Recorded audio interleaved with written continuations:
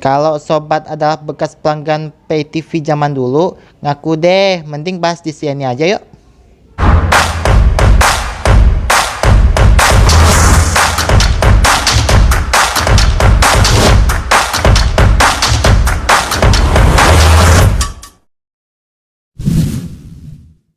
Halo Sobat KPC, pada video kali ini saya akan membahas tentang daftar pay TV di Indonesia yang berhenti beroperasi.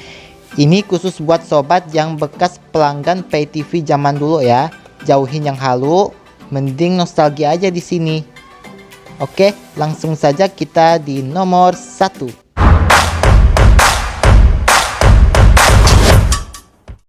Yang pertama adalah Indovision. Sejak dulu dinamakan PT Malicak Nusa Semesta pada 8 Agustus 1988 dan pada Juli 29 Juli tahun 1989 berubah nama menjadi PT Matahari Lintas Cakrawala. Baru pada akhir 1993 perusahaan ini mendapat izin untuk mengelola bisnis televisi berlangganan dengan merek dagang Indovision dan akhirnya diluncurkan pada 16 Januari 1994 serta mulai beroperasi pada 1 Oktober 1994. Indovision merupakan penyedia layanan televisi satelit berlangganan pertama di Indonesia. Pertama di Indonesia ya, sebelum diluncurkan Telkomvision. Untuk penyiarannya, Indovision awalnya menggunakan jasa satelit Palapa B2P. Target awalnya adalah 150 pelanggan pada akhir 1994, tetapi karena harga decoder sewa yang mahal sekitar 1,4 juta untuk decoder dan 82.000 per bulan untuk berlangganan ya. Pada tahun 1997, Indovision melakukan inovasi dengan mengubah sinyal penayangannya dari analog menjadi digital. Wah, ini kayak sekarang ya, dari terestrial analog ke terestrial digital. Inovasi ini dapat meningkatkan kualitas penerimaan gambar maupun suara yang jernih dan tajam pastinya bagi para pelanggannya. Di tahun ini juga, November 1997, diluncurkan satelit Indostar 1 atau disebut Cakrawala 1. Tercatat pada tahun 1999 sampai tahun 2000, Indovision dapat dinikmati 3,3 juta orang dan memiliki pengguna sekitar 20.000 sampai 70.000. Pada tahun 1998, Indovision memperluas kanalnya menjadi 40 kanal. Awalnya dengan uji coba sejak April 1998 dan kemudian mulai dilaksanakan sejak 1999. Pada 3 Juni 2006, seiring proses akuisisi dengan MNC Group, PT Malicak diubah menjadi PT MNC Sky Vision. Namun, nama produknya masih Indovision. Pada 1 April 2008, PT MNC Sky Vision meluncurkan produk televisi berlangganan lainnya, yaitu anak buahnya. Yang pertama, Top TV. Berselang pada 1 November 2008, produk televisi berlangganan lainnya yaitu kedua, OK Vision diluncurkan dengan syarat butuh rujukan. Beberapa perkembangan lainnya adalah pada tanggal 16 Mei tahun 2009 diluncurkan satelit Indostar 2 atau Protostar 2 atau SES-7 yang menggantikan Indostar 1 ya.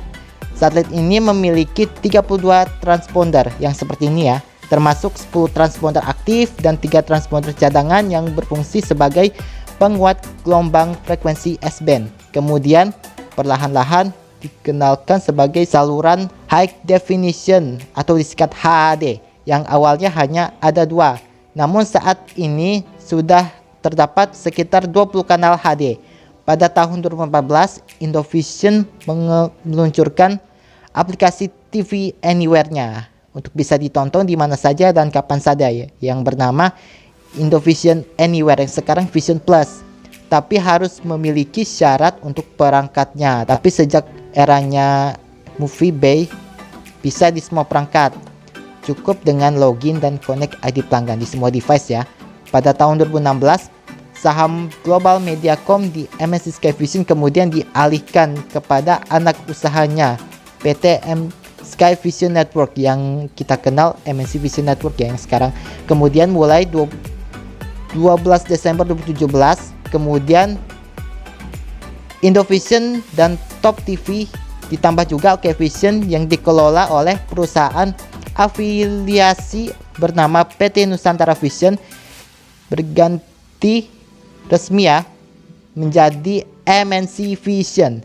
Saat ini MNC Vision tergabung dalam MNC Vision Network yang saya katakan tadi sebelumnya, itu PT Sky Vision Network bersama K-Vision, MNC Play, dan Vision Plus. Untuk segi paket, Indovision sejak dulu memberikan harga promo dengan harga 650.000 sudah mendapatkan bebas langganan selama 6 bulan, dan Indovision akan menjamin pembelian decoder kembali apabila sudah lama ditarik produknya. Nah, sejak tahun 2006 Indovision mengeluarkan 4 paket reguler dengan 100% sistem sewa seperti ini nih. Sejak tahun 2008, anak usahanya yaitu Top TV mengeluarkan paket hariannya dengan sekali langganan dengan harga Rp2.500. Nah, Okevision juga tidak kalah menarik nih, mengeluarkan paket bulanannya dengan harga Rp160.000 hanya dengan sekali langganannya. Pastinya dengan sistem sewa, nggak ada yang gratis, nggak ada yang beli putus ya. Kasihan.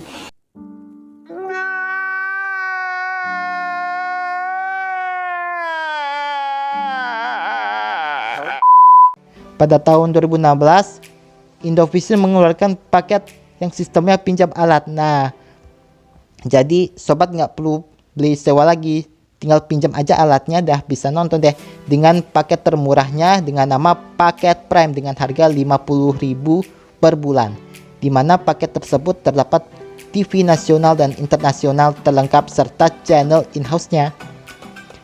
Sejak eranya Indovision, 4 paket reguler tersebut sekarang menjadi 2, yaitu Vision Starter dan Vision Family, dan tetap menggunakan sistem sewa. Serta paket terbarunya yaitu paket suka-suka, di mana paket tersebut adalah paket hak milik dengan sistem beli putus. Wow. Pasti sobat gembira nih, akhirnya terwujud juga dengan adanya paket beli putus.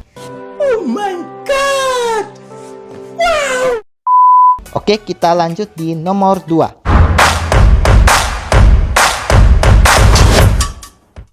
Yang kedua adalah Telkom Vision. Telkom Vision didirikan pada 7 Mei 1997 oleh 4 perusahaan konsorsium, yaitu PT Telekomunikasi Indonesia Tbk yang kita kenal sebagai Telkom Indonesia. Nah, Telkom Vision merupakan perusahaan swasta nasional yang bergerak dalam bidang jasa penyiaran TV berbayar dengan memiliki izin penyelenggara siaran berbasis kabel dan satelit.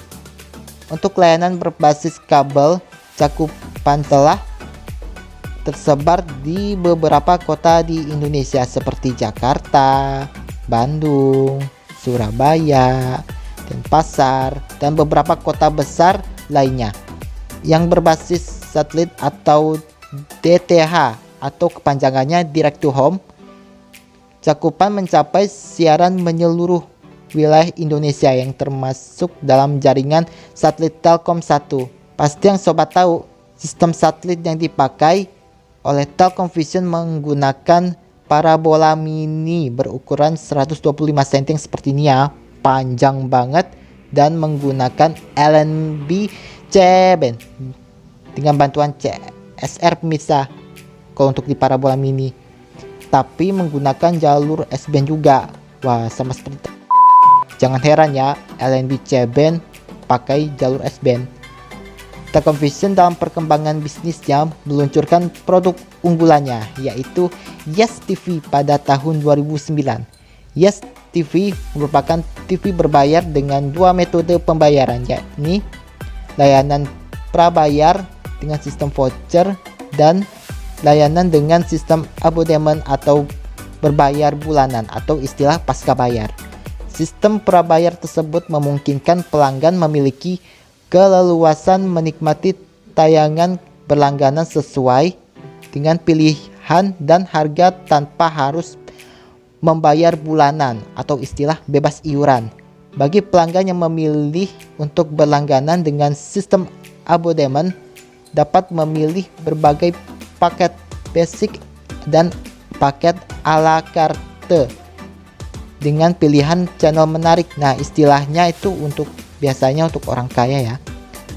Seiring tuntutan perkembangan industri yang berbasis media dan edutainment yang semakin beragam dan dinamis, mulai tahun 2011 hadir dengan logo baru dan semangat baru yang seperti ini untuk memperkuat komitmen dan posisinya sebagai penyedia layanan TV berbayar yang terbaik kepada pelanggan melalui program-programnya yang inspiratif, yang ditunjukkan untuk memperkaya kehidupan pelanggannya. Logo baru Telkom Vision mengangkat tema menyerupai bintang yang menunjuk ke 5 arah yang melambangkan harmonisasi antara 5 elemen kehidupan serta visi Telkom Vision yang menyatukan berbagai layanan multimedia. Pada masa mendatang, secara berkesinambungan, Telkom Vision berencana akan terus melakukan pengembangan produk layanan dengan tetap mengoptimalkan program sinergi dengan Telkom Group atau istilah Telkom Indonesia ya yang kita kenal. Pada tahun 2011 telah diluncurkan produk IPTV yang bernama Bruvia TV dan akan terus dikembangkan untuk televisi mobile, value add service atau disingkat VAS, dan interaktif konten dengan pengembangan layanan yang berorientasi kepada konsumen serta inovasi dan perbaikan yang berkesinambungan. Telkom Vision optimis untuk bisa menjadi yang terdepan di bidang industrinya. Nah, pada tanggal 7 Mei 2012, tepat di usia yang ke-15 tahun, Telkom Vision mengganti motonya menjadi Nice and Easy. Pada tahun 2013, pengusaha nasional yaitu bernama Khoirul Tanjung melalui perusahaannya yaitu Transcorp yang sekarang CT Corp atau disingkat City Transcorp membeli 80% saham Telkom Vision. Pada tanggal 1 Oktober 2014, Telkom Vision digantikan menjadi Transvision. Wah, Telkom Vision ditutup, Transvision lahir.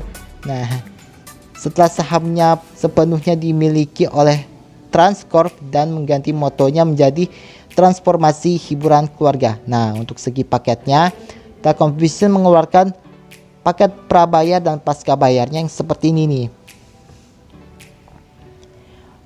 Dan di segi receivernya, Telkom Vision prabayar menggunakan receiver Tanaka. Nah, sedangkan Telkom Vision pasca bayar menggunakan receiver Skyward atau Samsung ya. Sama seperti tahun ini yang masih sekarang pakai Samsung ya untuk Transvision berlangganan ya.